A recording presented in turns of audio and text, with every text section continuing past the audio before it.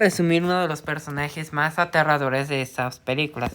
Voy a resumir a Max, el perro asesino. En la película El mejor amigo del hombre de 1993. Características físicas. Max es un perro grande, musculoso, con una apariencia similar a un mastín. Su diseño genético le otorgan habilidades sobrehumanas como fuerza extrema, velocidad, mejorar la resistencia impresionante. Sobre su comportamiento, aunque inicialmente parece un perro real y afectuoso, su naturaleza modificada